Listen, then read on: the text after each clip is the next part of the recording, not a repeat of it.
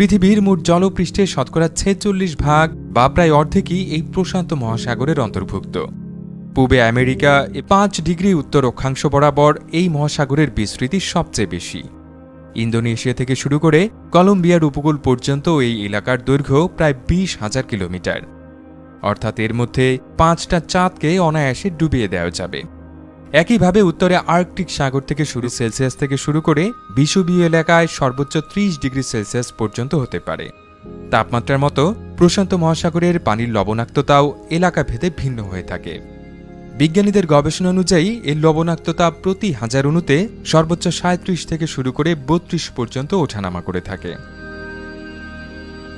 প্রাগৈতিহাসিক এশিয়া এবং মাদাগাস্কারের অধিবাসীদের সাথে ব্যবসা বাণিজ্য করার নজির রয়েছে।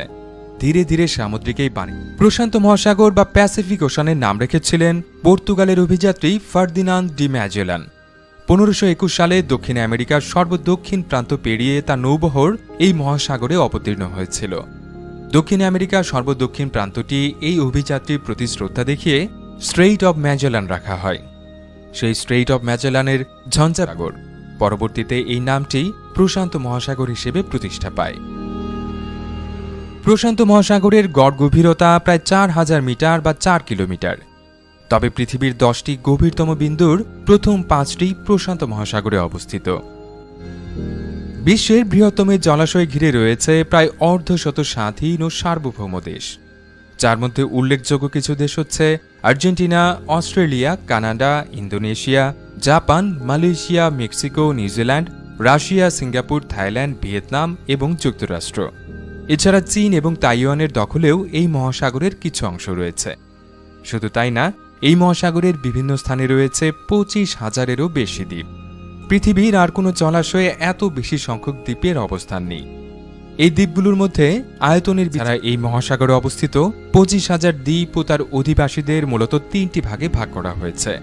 এগুলো হচ্ছে মাইক্রোনেশিয়া, মেলানেশিয়া এবং পলিনেশিয়া।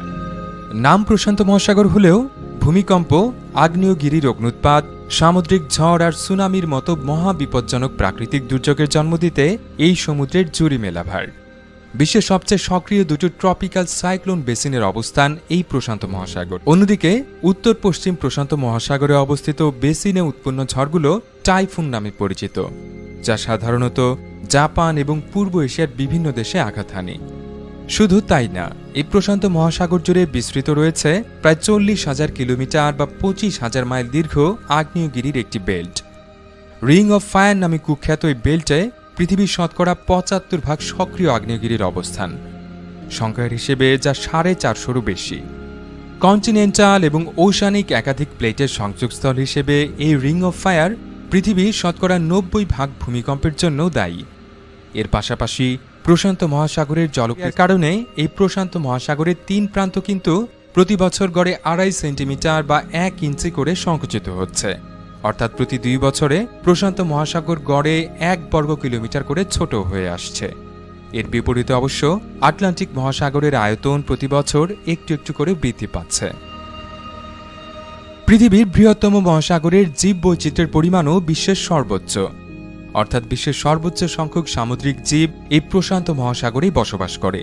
এর মধ্যে রয়েছে বাহারি সব প্রজাতির স্কুইড এবং অক্টোপাস, যার মধ্যে গভীর সমুদ্রে বসবাসকারী জায়ান্ট স্কুইডের কথা বিশেষভাবে উল্লেখযোগ্য।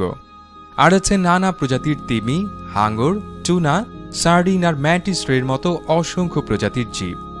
আটকে ওঠার মতো তথ্য হচ্ছে, সারা বিশ্বে প্রতি বছর যত সামুদ্রিক মাছ শিকার করা হয়ে থাকে তার শতকরা 70% এই প্রশান্ত মহাসাগর থেকে সংগ্রহ করা হয়। সাধারণ জীববৈচিত্র্যের পাশাপাশি প্রশান্ত মহাসাগরের বিভিন্ন এলাকা প্রবাল দিয়ে তৈরি কোরাল রিফের কারণে বিখ্যাত। বিশ্বের সর্বোচ্চ সংখ্যক কোরাল রিফের অবস্থানও এই প্রশান্ত মহাসাগরেই। বিজ্ঞানীরা এই কোরাল রিফগুলোকে সামুদ্রিক জীববৈচিত্র্যের সমৃদ্ধতম ভাণ্ডার হিসেবে আখ্যা দিয়েছেন। এসব কোরাল রিফের মধ্যে অস্ট্রেলিয়ার উপকূলবর্তী গ্রেট ব্যারিয়ার রিফ বিশেষভাবে উল্লেখযোগ্য। বিশ্বব্যাপী জলবায়ু পরিবর্তনের প্রভাবে ক্ষতিগ্রস্ত হচ্ছে এই প্রশান্ত মহাসাগরও। বিজ্ঞানীদের গবেষণা অনুযায়ী জলবায়ু পরিবর্তনের কারণে এই জলরাশির 3 ধরনের ক্ষতি হচ্ছে। প্রথমত, জলবায়ু পরিবর্তনের মূল কারণগুলোর একটি পৃথিবীর বায়ুমণ্ডলে গ্রিন হাউস গ্যাসের মাত্রা বেড়ে যাওয়া। মিথেন এবং কার্বন ডাইঅক্সাইড ও কার্বন মনোক্সাইডের মতো এসব গ্যাস সমুদ্রের পানিতে দ্রব। এর ধারাবাহিকতায় শামুক, ঝিনুক এবং শেলফিশের মতো প্রজাতিগুলোর দেহের বহিরাবরণ নিম্ন পিএইচ সম্পন্ন পানিতে দ্রবীভূত হয়ে যায়। ফলে জীবগুলোর গণহারে মৃত্যু ঘটে, বংশবিস্তার সম্ভব হয়ে ওঠে না, যার ধারাবাহিকতায় প্রজাতিটি বিলুপ্ত হয়ে যেতে পারে। আর তৃতীয় ক্ষতিটি হচ্ছে বিভিন্ন হিমবাহ এবং 2 মেরুর বরফ গলে যাবার কারণে প্রশান্ত মহাসাগরের সমুদ্রপৃষ্ঠের উচ্চতা ক্রমেই বেড়ে চলেছে। বিজ্ঞানীদের হিসেবে কিছু এলাকায় এই বৃদ্ধির হার স্বাভাবিক হারের দ্বিগুণেরও বেশি। এর কারণে উপকূলবর্তী জীববৈচিত্র্য এবং উপকূলে বসবাসরত জনপদ সবই হুমকির মুখে পড়ছে।